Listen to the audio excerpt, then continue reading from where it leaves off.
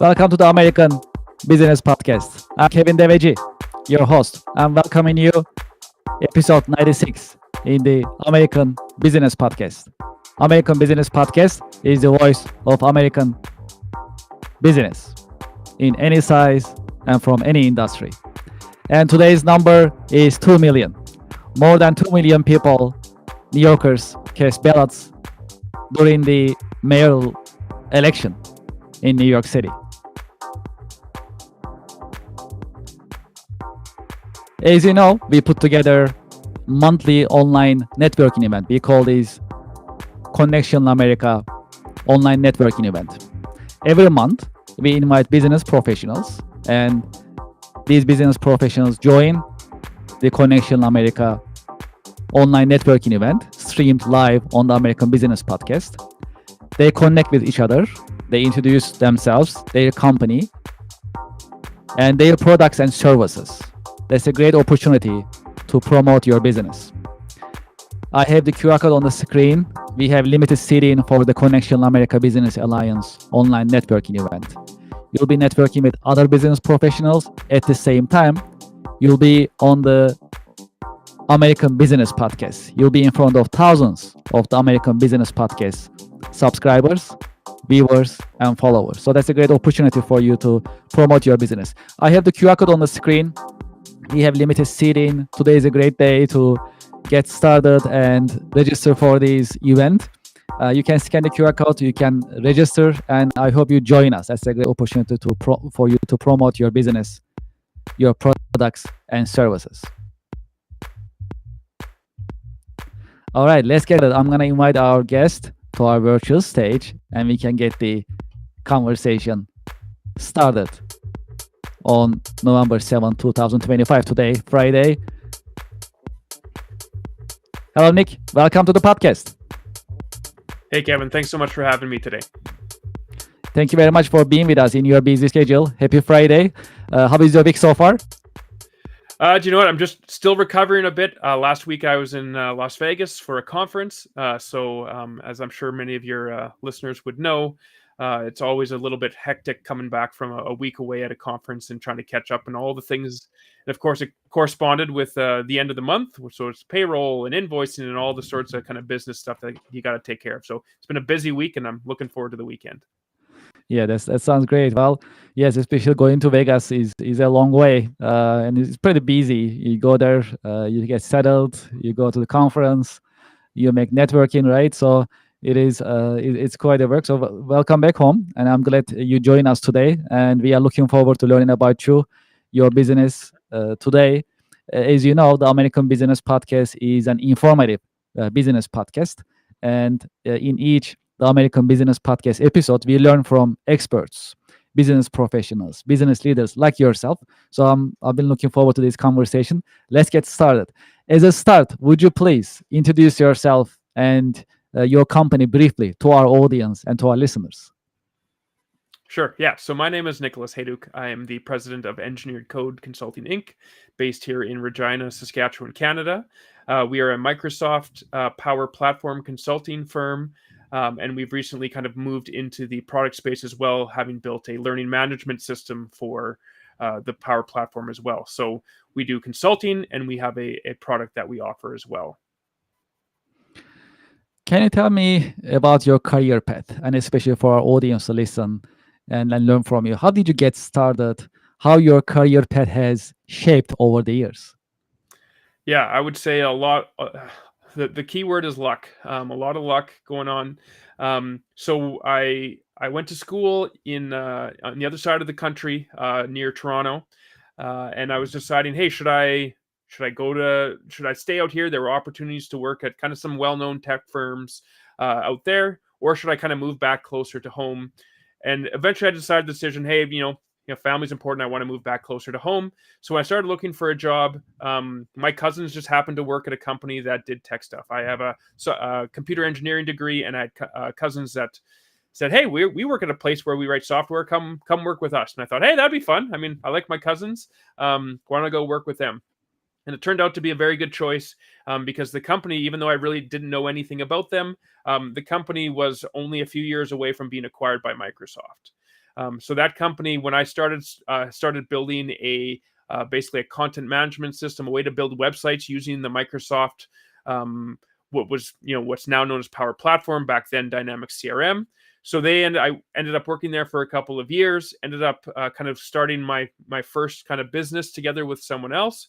But that kind of ecosystem kept kind of dragging me back in. There was always work to do on the side, evenings and weekends, that sort of stuff, until enough of that work kind of appeared that I ended up founding Engineered Code in 2014. So ended up, again, the choice was to work with my cousins, and it turned into an option to start my own company. How about your day-to-day work? What are the exciting and challenging parts of your work on daily basis? Man, I mean, these days I don't do as much of the technical stuff, and it's more about the people stuff. It is, making sure that the team that I have is, um, you know, going, everyone's going in the right direction, making sure that not only the technology is kind of going right, but making sure everyone's kind of working together. I'm still kind of the leader on most of our projects, so trying to balance all the various projects that we have, and just kind of working with the people. Like, it's a lot more people and a lot less tech than it used to be, for sure. What type of companies you are working with Pretty in your much all organization? of them. In terms of, we work with small companies, big companies, private sector, public sector, a lot of government. When we got started, there was a lot in kind of the healthcare industry. But honestly, we build websites, we build software for businesses, and every type of business is an option, for sure. Let's talk about AI a little bit. How do you see the impact of AI on business based on your professional insights and observation? Yeah, so there's kind of two sides for it for a business like ours. There's like, how is AI helping our customers? But then how is AI, if you listen to the kind of the doom and gloomers, how is AI going to put me out of business because AI can just write all the code for you now? And to be honest, I'm not too afraid that AI is going to put me out of business anytime soon. I think AI is an excellent tool, and it's something that we are embracing and using. But I think we're a long ways away from not needing smart people who can talk with customers and help them understand the technology. Where just your average customer is going to be able to go and talk to a co-pilot and kind of answer all their questions. I think we're a long ways away from that. So certainly we're seeing a lot more in the last couple of years. The AI stuff certainly picking up, and certainly embracing it to help us kind of do better at our jobs. But as an example, a couple of months ago, I had an employee kind of reach out and say, "Hey, should we have a policy specific to AI?" And I said, to me, again, I see AI as a tool, no different than like a calculator or anything else. You have to use the tool smart, but you can't just plug stuff into AI and just trust the results. In the same way that you put something into a calculator, it still has to pass that sanity check of like, okay, put the numbers in. Is that the right number? Does that make sense? And so it certainly can speed up the work that we can do, but it's not putting us out of work anytime soon, as far as I think. Yes, you're right. I mean, that's what I've been seeing too in the market. So there are like two camps. So one is the way that you mentioned. So they see the AI as a tool, and they like to use it as a tool to better their businesses and operations.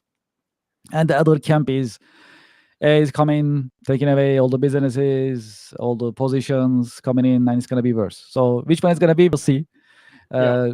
But that these two conversations coming from these two camps, Mhm. views of point of views, is that's what I've been seeing as well in these interviews, as well as in the market in general.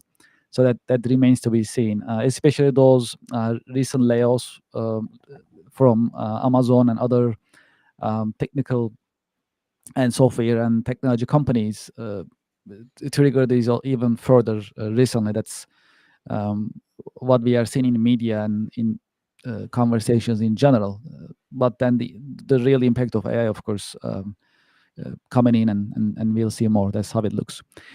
For your business, what type of marketing activities do you typically employ and perform in the markets that you are active in? Yeah, so I would say, again, we kind of have two sides to our business. So we've got our consulting business, where historically, if you would have asked me 5 years ago, I said, "Oh, I don't do marketing." But the reality was I was doing marketing and I didn't really realize I was doing marketing. So many years ago, I decided to kind of take on the challenge of becoming a Microsoft MVP. So the Microsoft MVP program is kind of something that Microsoft gives out to people who are involved in the community, whether that's speaking at conferences, doing blog posts, answering forum questions, all these things. And it kind of gets us, we get to go to a conference where they kind of tell us all the secrets. We get to see things before they're out to the public, and there's just kind of all benefits of being in this particular community. So in order to do that, I did things like I did videos, I did blog posts, again with the goal of becoming one of these Microsoft MVPs. But it turned out putting out all that content was the best marketing that I could ever imagine. Because once we put out, hey, here's all these, here's all this content related to the product that I specialize in. It's never really enough. You can never put out too much content, and people are always going to have more questions. And when they've kind of reached the end of the content, well, what are they going to do? They're going to reach out to the person who produced that content and say, hey, can we give you some money to take us to the next step? So from the side of our consulting businesses, it's always just been through kind of word of mouth and producing this content and having people say, okay, your blog post was great. It got me 30% of the way there. I have another 70% I need it done next week. Can you help? On the EC Learn. So EC Learn is our learning management product that we built for the Power Platform. That one's very different because it's not something that people are necessarily actively going out for. In the Microsoft ecosystem, it's very partner based. So it's about going out and educating the partners because end clients generally aren't going out looking for things themselves. What they're doing is they're reaching out to the partner that they're working with to say, hey, I have this challenge. Can you help me solve this?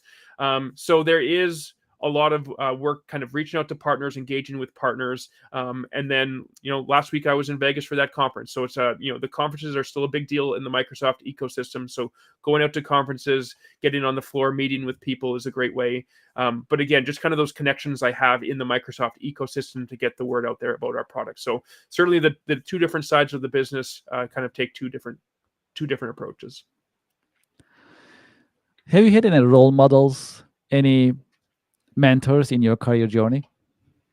Yeah, I've worked with a lot of people over the years, where in areas that are not necessarily my area of expertise.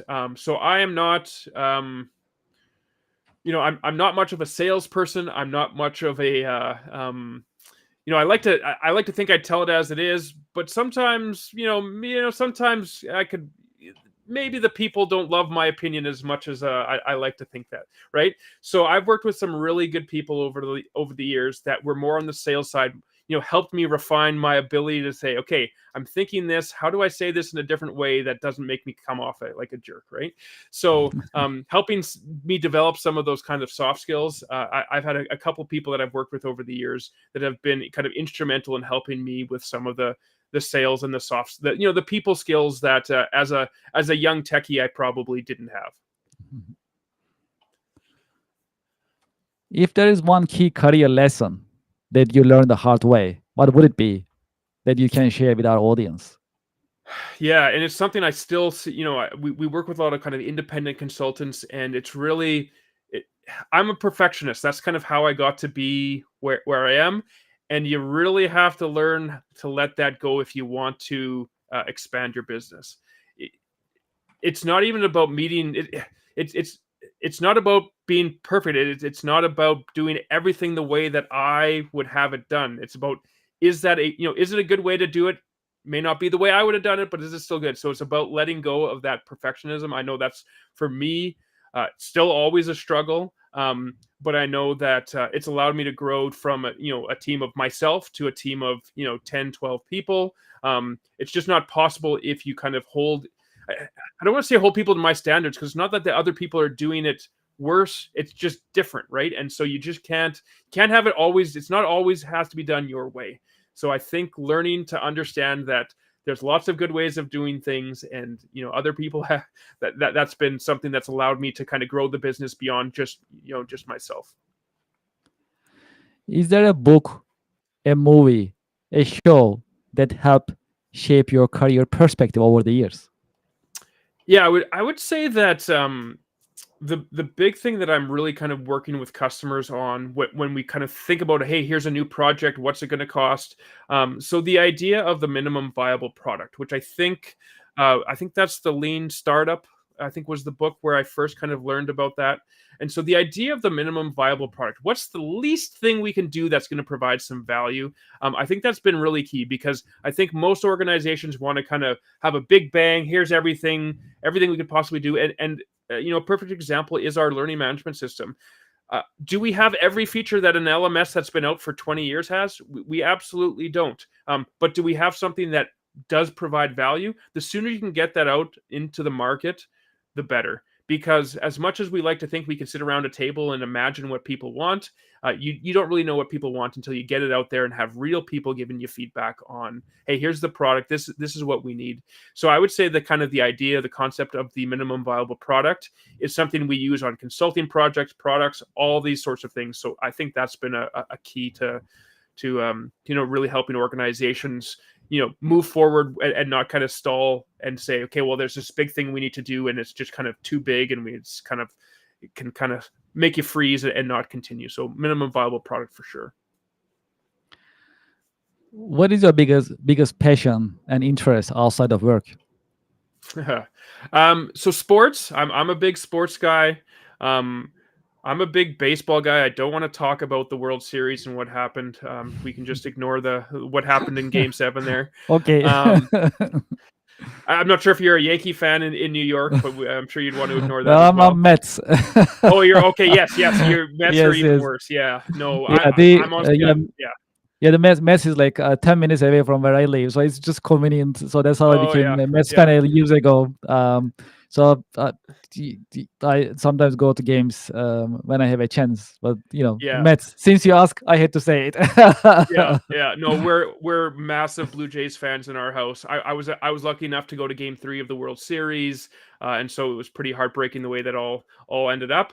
So sports in general, specifically golf. I'm a big golfer. I play a lot of golf. I watch a lot of golf. So sports and golf are my that's what I do in my spare time.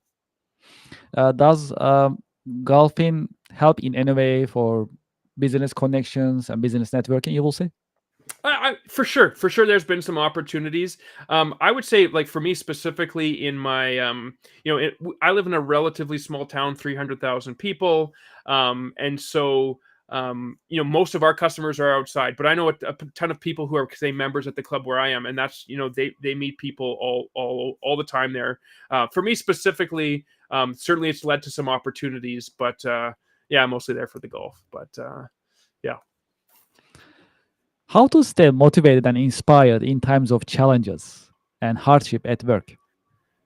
Yeah, motivation is a tough thing, and I know that I've struggled with that, where you're kind of at a point where it's like, hey, this is good, and I've been in interviews with people trying to trying to decide if I want to hire them, and they're like, well, what's your goal for the company? And my goal was never to have, I don't need $1 billion, I don't need 100,000 employees. So it's like, well, what is my motivation? And so my motivation is really about the people that I have, the clients that I have, and continuing to service them. So that's really what it comes down to is, I've been lucky enough to work in tech for the last 15, 20 years. And I like to think we do a good job with the tech, but really I'm just more of a people pleaser, really want to help these people out. And tech just happens to be the tool that I can use to solve their challenges.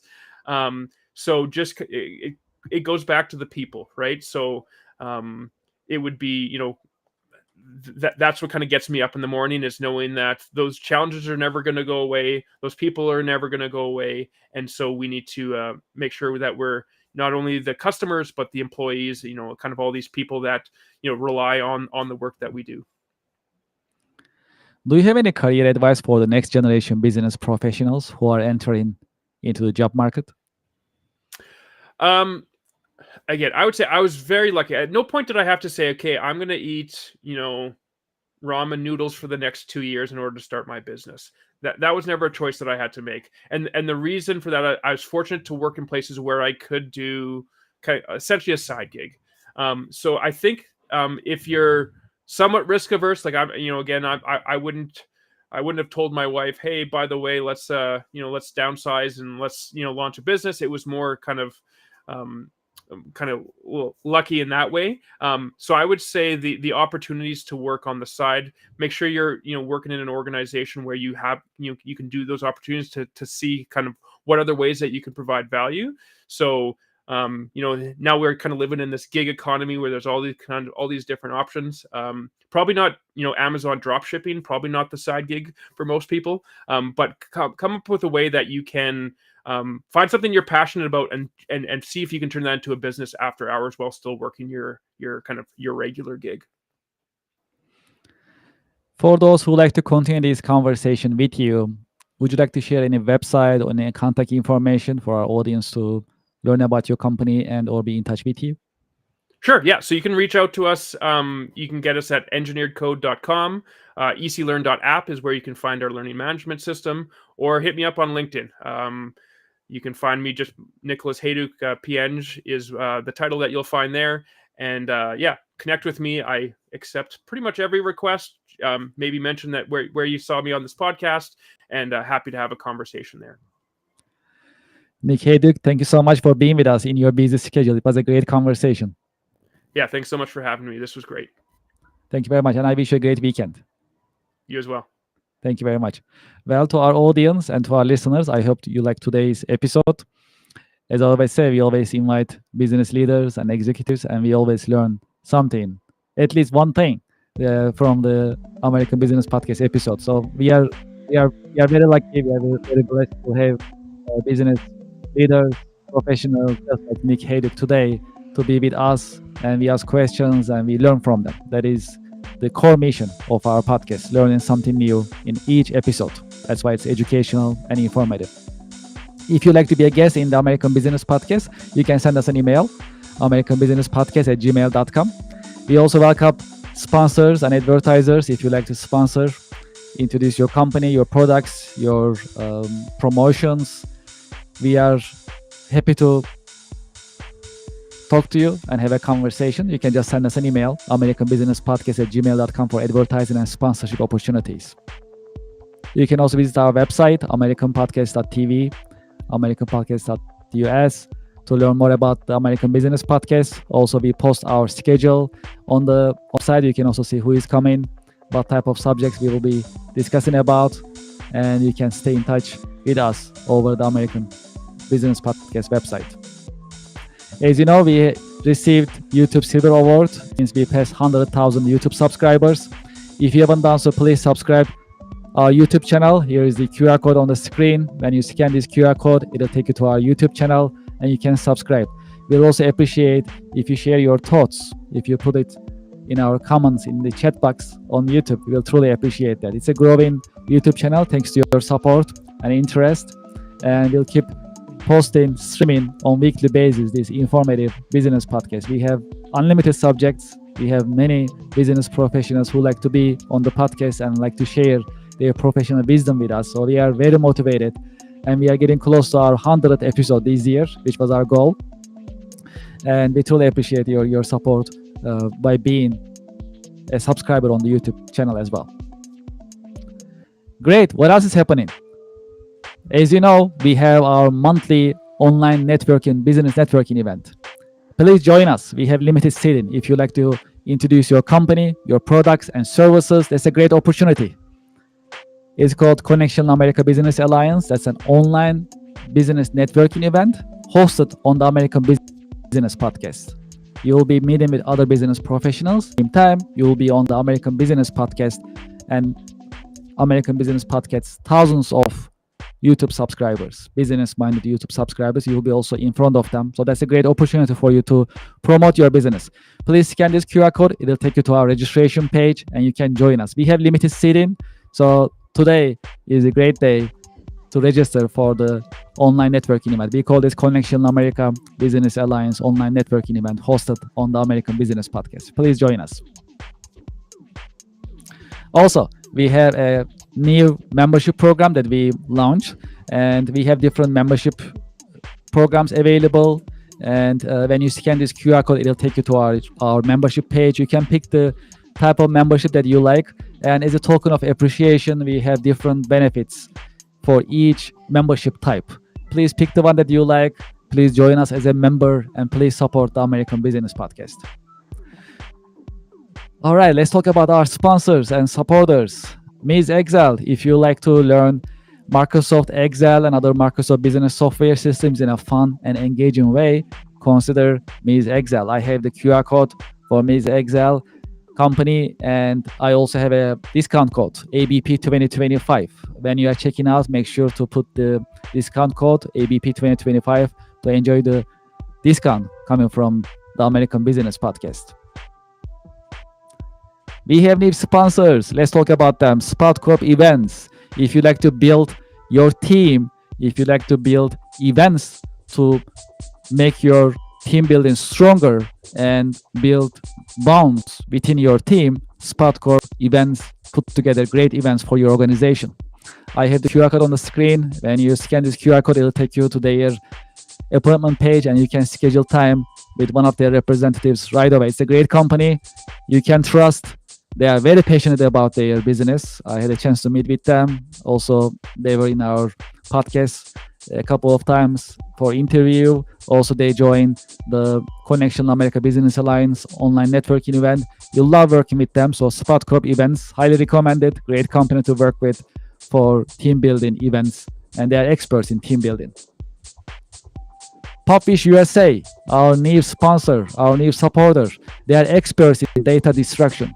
And they are also passionate about environment. They have a secure environment to destruct all your electronic equipment that when the time comes to get rid of and expose your electronics.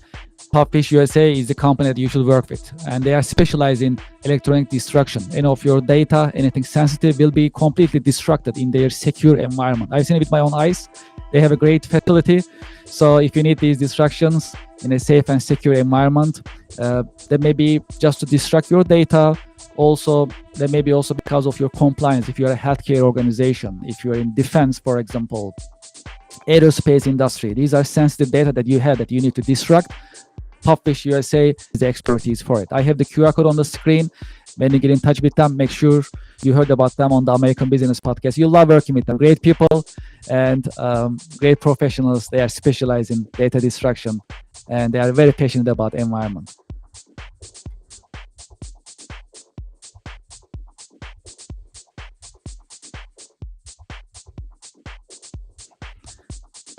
Appreciate it, and I'm looking forward to having coming the American Business Podcast episodes. The American Business Podcast is the voice of American business. Thank you very much, and great day. Have a great day.